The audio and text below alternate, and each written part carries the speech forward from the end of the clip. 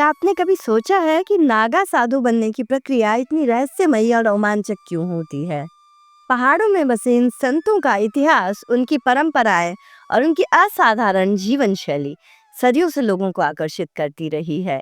लेकिन क्या आप जानते हैं कि नागा साधुओं का हर आभूषण, हर रीति रिवाज और हर संस्कार भगवान शिव शंकर से जुड़ा हुआ है? आइए इस अद्भुत संसार की अनसुनी कहानियों और छुपे हुए रहस्यों को एक साथ जानें। ये सफर आपको एक ऐसी दुनिया में ले जाएगा जहां आस्था, तपस्या और परंपराओं का अनोखा संगम देखने को मिलता है।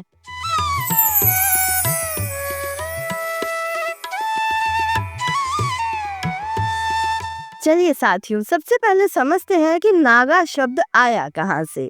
तो नागा शब्द संस्कृत के नग से बना है। नग मतलब पहाड़, यानी पहाड़ों या गुफाओं में रहने वाले लोग नागा कहलाते हैं। 9वीं सदी में आदि शंकराचार्य ने दशनामी संप्रदाय की शुरुआत की। ज्यादातर नागा सन्यासी इसी संप्रदाय से आते हैं। इन सन्यासियों को दीक्षा देते वक्त 10 नामों से जोड़ा जाता है। ये 10 नाम है: गिरि, पुरी, भारती, वन, अरण्य, पर्वत, सागर, तीर्थ, आश्रम और सरस्वती। इसीलिए नागा साधुओं को दशनामी भी कहा जाता है। अब नागा सन्यासी 2 तरीके के होते हैं, एक शास्त्रधारी और दूसरे शस्त्रधारी। दरअसल साथियों, मुगलों के आक्रमण के बाद सैनिक शाखा शुरू करने की योजना बनाई गई हिंदू धर्म के आचार्यों द्वारा। शुरुआत में कुछ नागा साधुओं ने इसका विरोध किया। उन्होंने कहा कि वे तो आध्यात्मिक लोग हैं, उन्हें शस्त्र की जरूरत नहीं है। लेकिन इसके कुछ समय बाद श्रृंगेरी मठ, जो कि शंकराचार्य परंपरा का मठ है, उसने शस्त्र और अस्त्र वाले नागा साधुओं की फौज तैयार की। इस फौज में पहले क्षत्रिय ही शामिल होते थे, लेकिन बाद में जातियों का बैरियर हटा दिया गया। साथियों, अब मैं आपको बताती हूँ कि कोई नागा साधु कब बन सकता है। तो वैसे 2 अखाड़ों की कुल संख्या 13 है, लेकिन संतों के 13 अखाड़ों में 7 सन्यासी अखाड़े ही नागा साधु बनाते हैं। ये अखाड़े हैं जूना, महानिर्वाणी, निरंजनी, अटल, अग्नि, आनंद और आभान अखाड़ा। अब आमतौर पर नागा साधु बनने की शुरुआत करने की उम्र 17 से 19 साल होती है और इस प्रक्रिया की 3 चरण होते हैं: महापुरुष, अवधूत और दिगंबर। लेकिन इससे पहले एक प्री स्टेज होती है जिसे परक अवधि कहा जाता है। जो कोई व्यक्ति नागा साधु बनने के लिए अखाड़े में आवेदन देता है, उसे पहली बार लौटा दिया जाता है। फिर अगर वो जिद करता है कि उसे नागा साधु बनना ही है, तो अखाड़ा उसकी पूरी पड़ताल करता है। पड़ताल करने के लिए वे उम्मीदवार के घर भी जाते हैं और घर वालों की रजामंदी लेते हैं कि आपका बेटा नागा बनना चाहता है, कि आप चाहते हैं कि वो नागा बने। जब घर वाले मान जाते हैं तो उस उम्मीदवार का क्रिमिनल रिकॉर्ड देखा जाता है। सब कुछ साफ होने के बाद ही नागा बनने की चाह रखने वाले व्यक्ति को एक गुरु बनाना होता है। किसी अखाड़े में रहकर 2-3 साल सेवा करनी होती है। इस दौरान उसे अपने वरिष्ठों के लिए खाना बनाना, साफ सफाई करना जैसे सभी काम करने होते हैं। साथ ही साधना करनी होती है, शास्त्रों का अध्ययन करना होता है। इस दौरान वो व्यक्ति एक ही समय भोजन करता है। उसे अपनी काम वासना, नींद और भूख पर काबू पाना होता है। अपने परिवार को भुला देना होता है और इस दरमियान में अगर कोई उम्मीदवार भटका हुआ पाया जाता है तो उसे वापस घर भेज दिया जाता है। जो कोई इस परक अवधि में खरा उतरता है, उसे भी सलाह दी जाती है कि तुम वापस संसार में लौट जाओ। अगर वो व्यक्ति लौटने से इनकार कर दे, तब ही उसे संन्यास जीवन में रहने की प्रतिज्ञा दिलाई जाती है। इसके बाद उसे महापुरुष घोषित करके उसके पंच संस्कार कर दिए जाते हैं। अब पंच संस्कार के दौरान भगवान शिव, विष्णु, देवी शक्ति, सूर्य और गणपति जी को गुरु बनाना होता है। अखाड़े की तरफ से नारियल, भगवा वस्त्र, जनेऊ, रुद्राक्ष, भभूत जैसे नागाओं के प्रतीक और आभूषणों उम्मीदवार को दे दिए जाते हैं। इसके बाद गुरु अपनी प्रेम कटारी से शिष्य की शिखा यानी कि चोटी काट देते हैं और इस मौके पर नागा साधु परस्पर एक दूसरे के साथ शीरा और धनिये का प्रसाद बांटते हैं। अब इस तरीके से कोई भी नागा बनने का उम्मीदवार महापुरुष बन जाता है। अब बात आती है इस महापुरुष को अवधूत बनाने की। तो इसके लिए उन्हें सुबह 4 बजे उठाया जाता है। नित्य कर्म और साधना के बाद गुरु इन्हें लेकर नदी के किनारे जाते हैं। इनके शरीर से सारे बाल हटा दिए जाते हैं, नदी में नहलाया जाता है और फिर पुरानी लंगोटी छोड़कर वो शिष्य अपनी नई लंगोटी धारण करता है। इसके बाद गुरु उसे जनेऊ पहनाता है, दंड, कमंडल और भस्म दे देता है। इन महापुरुष नागाओं को 3 दिनों तक उपवास रखना होता है और इसके बाद ये करते हैं खुद का श्राद्ध। इसमें इन्हें 17 पिंडदान करने होते हैं। 16 पिंडदान अपने पूर्वजों के और 17वां खुद का।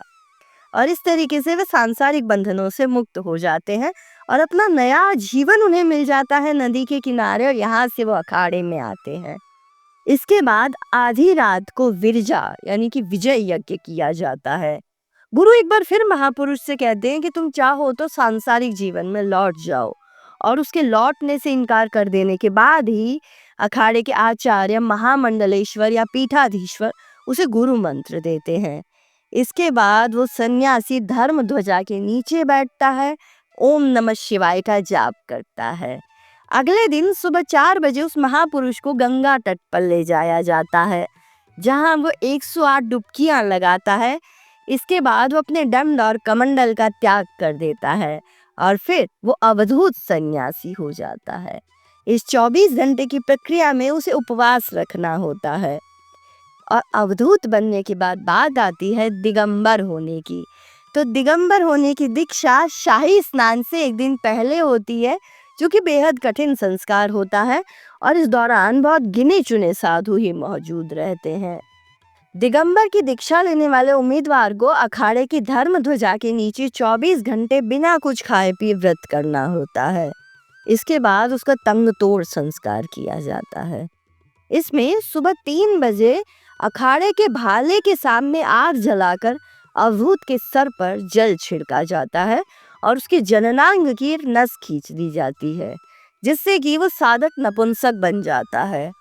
इसके बाद हर कोई शाही स्नान के लिए चला जाता है और डुबकी लगाते ही अब वो अवधूत नागा साधु बन जाता है।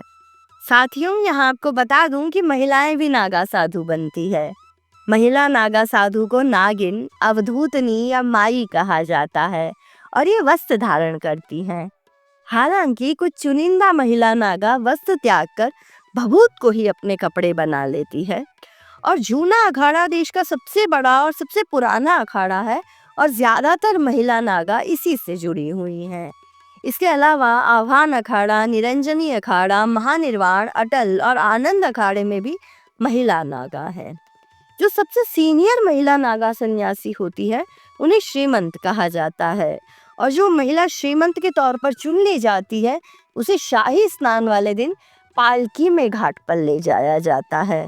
उन्हें अखाड़े की ध्वजा और डंका लगाने का अधिकार प्राप्त होता है। महिला नागा सन्यासी बनने की प्रक्रिया भी पुरुष नागा साधुओं जैसी ही है। अंतर बस इतना है कि ब्रह्मचर्य पालन के लिए पुरुषों को जहां नपुंसक बना दिया जाता है, वहीं महिलाओं को ब्रह्मचर्य के पालन का संकल्प लेना होता है। और महिला ब्रह्मचर्य का पालन कर पाएगी या नहीं, ये साबित करने में उस महिला को 10 से 12 साल लग जाते हैं। जब अखाड़े के गुरु को उस महिला पर भरोसा हो जाता है तो वे उसे दीक्षा दे देते हैं, और दीक्षा देने के बाद महिला सन्यासी को सांसारिक कपड़ा छोड़कर अखाड़े का पीला या भगवा वस्त्र पहनना होता है और उसे मिल जाती है पदवी माता की। अब साथियों, मैं आपको बताती हूँ नागा साधुओं के बारे में एक रोचक बात। तो नागा हमेशा कोड वर्ड में बातें करते हैं और इसकी 2 वजह रही। पहली तो ये कि कोई फर्जी नागा इनके अखाड़े में शामिल ना हो जाए, और दूसरी कि मुगलों और अंग्रेजों के वक्त अपनी सूचनाएं गुप्त रखने के लिए ये लोग कोड वर्ड में बातें किया करते थे। धीरे धीरे इनके कोड वर्ड ही इनकी भाषा बन गई। जैसे कि नागा साधु आटे को भस्मी कहते हैं, दाल को पनिया राम, लहसुन को पाताल लौंग, नमक को राम रस, मिर्च को लंका राम, प्याज को लाम लड्डू, घी को पानी और रोटी को रोटी राम कहकर पुकारते हैं। अखाड़ों में जो बैठकें होती है उन्हें चेहरा कहा जाता है, और अखाड़ों का कीमती सामान जहाँ रखा जाता है उसे मोहरा कहा जाता है। अब साथियों, नागा साधु की मृत्यु के बाद उनके अंतिम संस्कार की प्रक्रिया भी उनके समूची जीवन शैली की तरह बिल्कुल अलग होती है। जब किसी साधु का निधन हो जाता है तो उसकी देह को सीधी स्थिति में बैठाने के लिए एक लकड़ी का ढांचा बनाया जाता है। फिर गड्ढा खोदकर समाधि दे दी जाती है। समाधि के समय उस साधु का मुंह पूर्व या उत्तर पूर्व दिशा की ओर रखा जाता है। वहीं काशी, प्रयाग और हरिद्वार में धनी नागाओं को पत्थर बांधकर गंगा में प्रवाहित कर दिया जाता है। नागा के निधन के 40वें दिन सामूहिक भोज होता है, जो एक बहुत बड़े भंडारे जैसा होता है। अब साथियों, यहाँ मैं आपको बता दूं कि नागा साधु 4 प्रकार के होते हैं और इनके प्रकारों से भी ये पता लग जाता है कि ये कहाँ पर नागा बने। प्रयाग में होने वाले कुंभ से दीक्षित नागा साधु को राजेश्वर कहा जाता है, क्योंकि संन्यास के बाद राजयोग की कामना रखते हैं। उज्जैन कुंभ से दीक्षा लेने वाले साधुओं को खूनी नागा कहा जाता है, क्योंकि ये बहुत उग्र स्वभाव के होते हैं। हरिद्वार से दीक्षा लेने वाले नागा साधु बर्फानी कहलाते हैं, क्योंकि इनका स्वभाव बहुत शांत होता है। और नासिक कुंभ में दीक्षा लेने वाले साधु को खिचड़िया नागा कहा जाता है, क्योंकि इनका कोई स्वभाव निश्चित नहीं होता, किसी एक पैटर्न पे इन सबका मूड सेट नहीं होता है। अब नागाओं में 4 आध्यात्मिक पद भी होते हैं, जो है कुटीचक, बहुदक, हंस और सबसे बड़ा परमहंस। नागाओं में परमहंस सर्वश्रेष्ठ माने जाते हैं। इसके अलावा नागाओं में अघौरी, अवधूत, महंत, कपालिक और शमशानी भी होते हैं।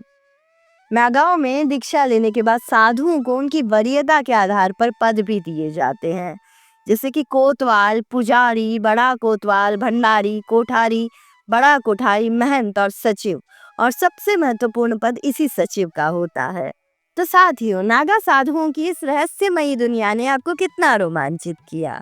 अगर ये वीडियो आपको पसंद आया हो तो ऐसे ही दिलचस्प रहस्यों और जानकारियों को जानने के लिए आशिता हुआचे चैनल को सब्सक्राइब करना ना भूलें। वीडियो को लाइक करें, अपने विचार कमेंट्स में शेयर करें और अपने दोस्तों के साथ ये वीडियो बिल्कुल याद से शेयर करें।